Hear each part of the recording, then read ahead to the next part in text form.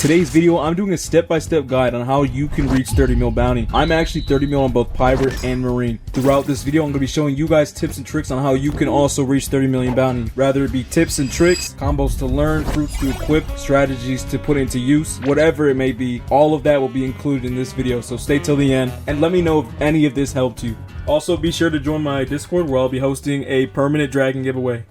Alright, the first step to reaching 30 million is understanding your playstyle. If you're someone who would like to be an insane fighter and like a combo specialist, I would recommend you fruits like Portal or Rumble, which have a lot of mobility and insane combo potential as far as stuns go. And between the two of them, I would personally pick Portal because you can literally portal anywhere you want and fight whoever you want. But if you're someone who has zero interest in being skilled or maybe even have combos, I would actually recommend something like Kitsune or Yeti. They don't take a lot of skill of any kind, but they do get you bounty. I don't really recommend this if you care about the game, you want to get better, but if you just want bounty quick, why not just spam, you know? The next part of your build is what race you choose. There's a ton of different buffs and attributes that each race helps out with, but if I had to say, the easiest races to use and the most helpful are Angel, Cyborg, and Shark. They are probably the easiest to use and also offer the most helpful amount of buffs for newer players. If you're someone who wants to be a little bit more skilled or want a different set of skills, I would recommend something like Mink, Human, and Ghoul. Mink and Ghoul help a lot with speed. Ghoul usually only in the night though, but the problem with Mink is you have no defense. So you're gonna want to pair it with a fruit maybe like Rumble or Portal so you can get away. But I really wouldn't recommend that to a beginner that just wants to reach 30 million. And that leads me on to the next part of choosing your race, the V3. There's many buffs you get with V3, but some of the most useful and overpowered ones I would have to say are Cyborg and Mink. Mink buffs your speed like crazy. You basically have super speed, and Cyborg V3 first of all has insane defense for when you're getting comboed, as well as the ability to Ken break when you are the one performing the combo. That's why I recommend it to a lot of newer players. Additionally, you're gonna want to pick a race that has a good V4 because V4 fighting is sadly very essential to PvP nowadays. If I had to say, the best V4s in the game are probably Angel, Cyborg, and maybe Human.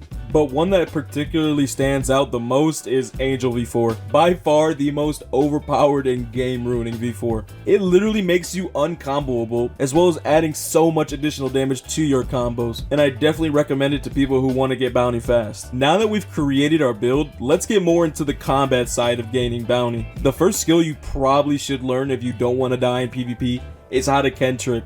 The trick to Ken tricking is, just as you're being hit with a combo that is able to be Kenned or dodged, you turn it on and you're able to escape the combo. But in turn, if you have your Ken on before the move hits you, oftentimes it'll break your Ken, which would turn off your ability to dodge.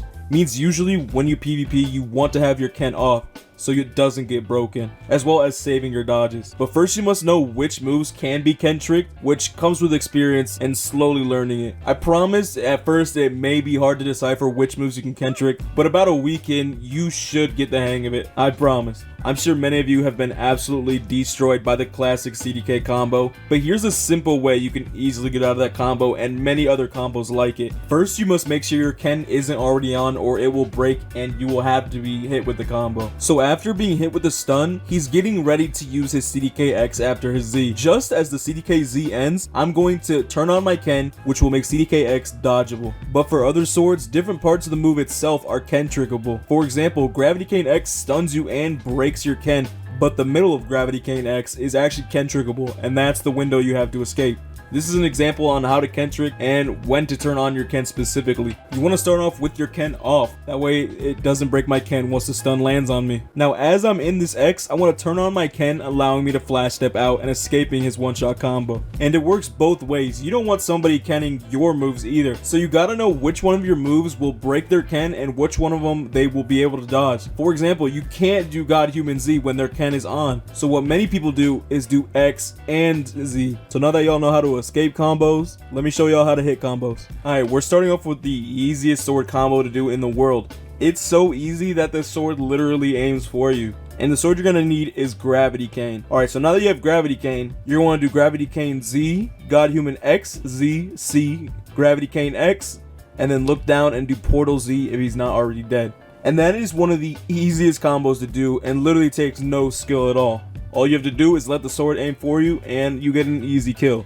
But if you prefer fruit stats, I have an even easier combo to do that also aims for you.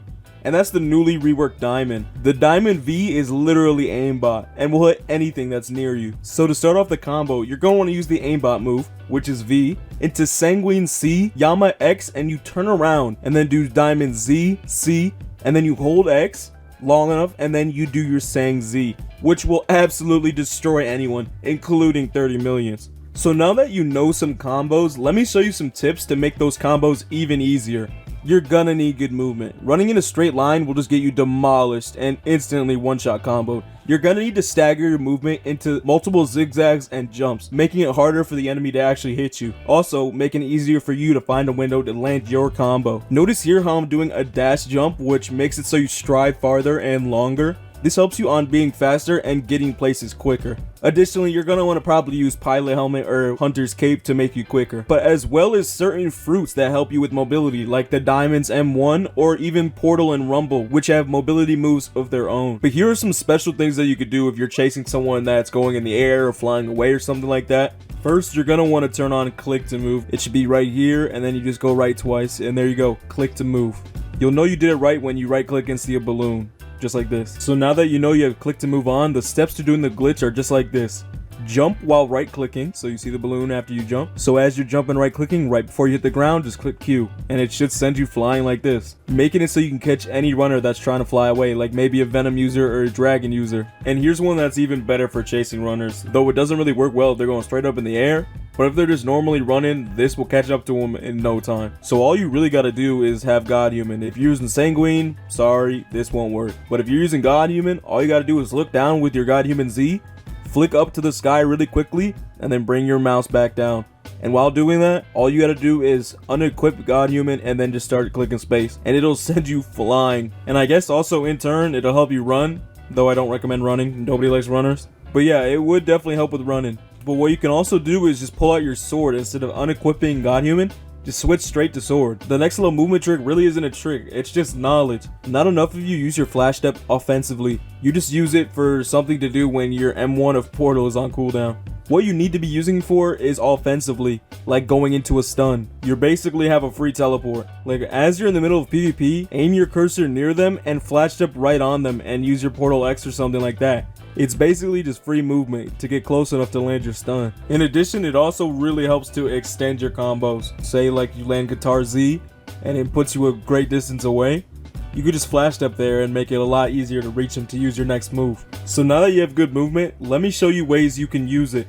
Basically, when to be aggressive and when to be passive. Now, I'm not gonna lie, I'm mainly only aggressive unless I'm about to die, but for newer players, I recommend a good mix of both. And by that I mean, if an enemy's vital move is on cooldown, like Gravity Cane Z, Shark Anchor Z, and things like that, that's when I would recommend being more aggressive. But when they have all their moves ready to use, I wouldn't just get in their face just yet. I recommend waiting and getting your own window on when to attack. It's a lot easier finding a window on when to attack when you're going against fruits like Kitsune and Dragon, because it really is so dependent on their C. Now that I've said it, you cannot unsee it. Think about every time you've ever fought a Dragon user or a Kitsune user, they love their C. Oftentimes, they're running away until the C comes back. That's how much they depend on it. And that's really your window. You notice it all the time against those stinky little ice users. Always dependent on their V, and they're really nothing without it. But it really gives you an advantage, because you know that they know without their V, they're in shambles, giving you the upper hand, giving you plenty of time to attack them when their V is on cooldown. Sorry, ice users. And for the final tip, and maybe the most important that you're not gonna like to hear, you gotta fight better people.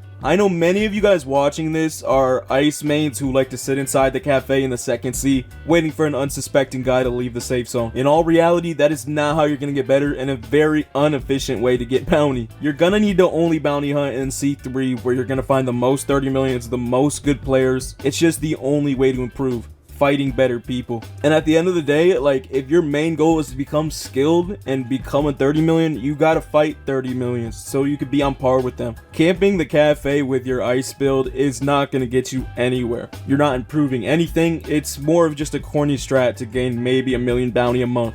It's inefficient, unskilled, and probably kind of boring. But if you combine all the skills that I've taught you here, I promise within a week you're going to be seeing massive improvements. Yeah, no,